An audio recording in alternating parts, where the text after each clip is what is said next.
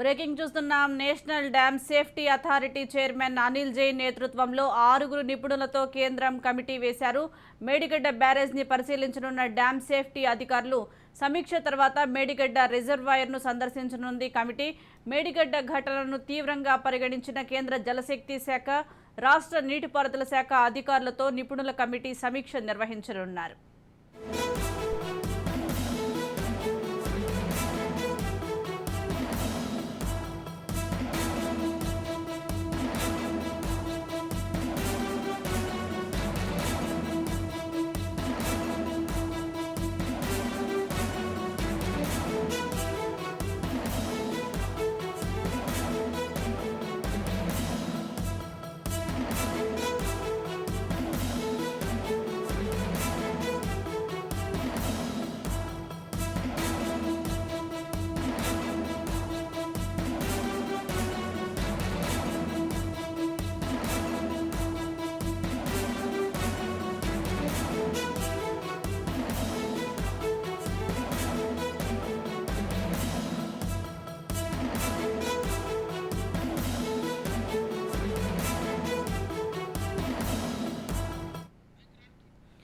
Medigadda barrage కుంగిన ఘటనకు సంబంధించి national dam safety authority chairman Anil Jain నేతృత్వంలో 6 నిపుణులతో కేంద్రం కమిటీ వేసినట్లుగా తెలుస్తోంది. దీనికి సంబంధించి పూర్తి సమాచారం మా ప్రతినిధి సతీష్ అందిస్తారు. సతీష్,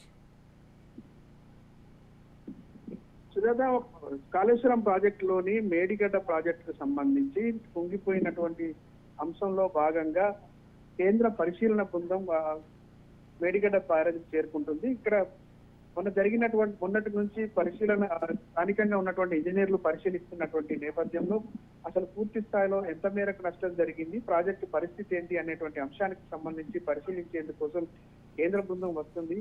ఆ కేంద్ర ఇంజనీరింగ్ బృందం పరిశీలించిన తర్వాత దానికి సంబంధించినటువంటి అంశాలను కేంద్ర జలవనరుల శాఖకు వివరించేటువంటి అవకాశం అయితే ఉంది.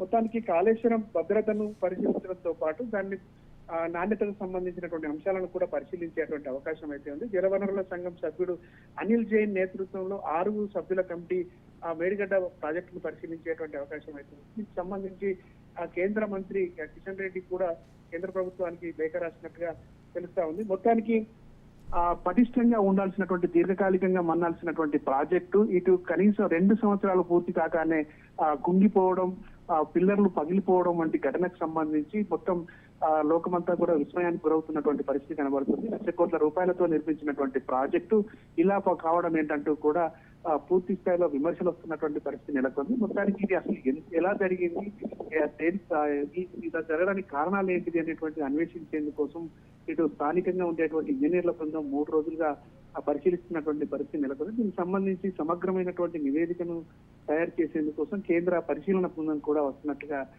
చెప్తున్నటువంటి పరిస్థితి అయితే ఉంది. Right, thank you Satish.